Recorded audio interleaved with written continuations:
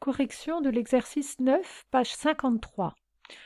On vous disait, le tableau suivant indique la distance parcourue par un élève toutes les 2 secondes depuis son départ. Alors effectivement, au niveau du temps, dans le tableau, on voit que ça va de 2 en 2 secondes et on nous donne ici la distance en mètres. Voilà combien l'élève a parcouru de mètres.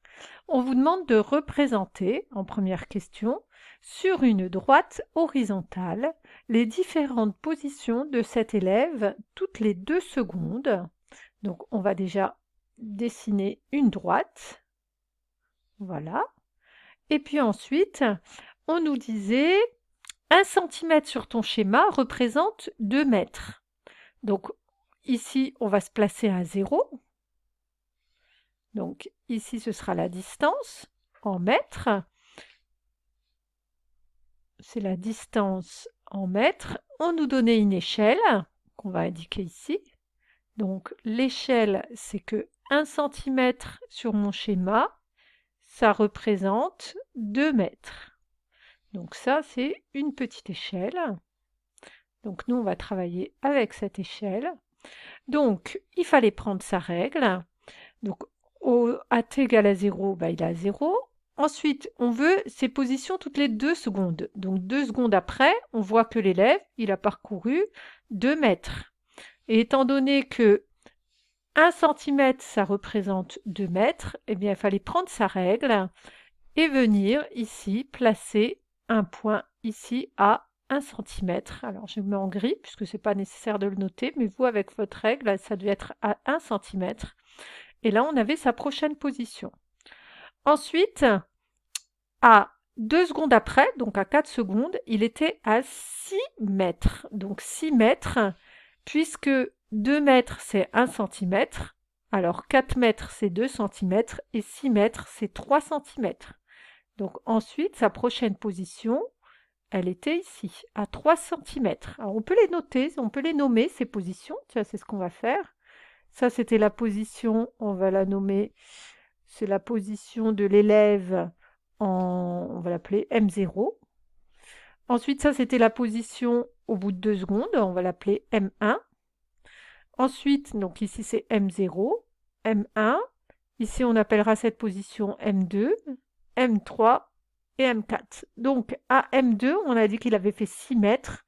Donc 6 mètres, on a dit que dans notre échelle, ça va être représenté par 3 cm. Une petite façon pour le retrouver, si vous voulez, hein, c'est de faire un petit produit en croix avec notre échelle. 1 cm, bah, ça représente 2 mètres. Moi, je me pose la question pour 6 mètres. Je fais mon produit en croix. Ici, je me pose la question, donc je fais 6 fois 1 divisé par 2 et j'obtiens 3 cm. Je fais la même chose ici pour 14 mètres. Donc 14 mètres, c'est-à-dire que ici, au lieu de mettre 6 mètres, je mets 14 mètres. Et je constate que ça devrait avancer de 7 cm. Donc 1, 2, 3, 4, 5, 6, 7. Ici, on est à 7 cm et c'est la position M3. Et le dernier, 30 mètres, on obtenait 15 cm.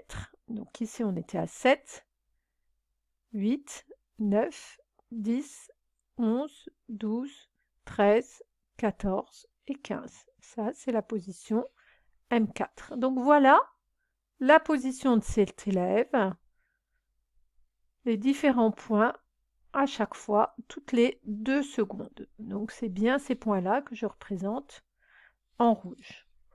Ensuite, on vous disait, la vitesse de cet élève est-elle constante, augmente-t-elle ou diminue-t-elle? Bah, entre M0 et M1, il y a combien de temps qui s'est passé? 2 secondes. Entre M1 et M2, 2 secondes. M2 et M3, 2 secondes. M3 et M4, 2 secondes. La durée est toujours la même, mais par contre, je vois que la distance, elle est de plus en plus grande. C'est-à-dire que l'élève parcourt une distance plus grande en un temps qui est toujours le même. C'est-à-dire que la vitesse, qu'est-ce qu'elle fait? Elle augmente.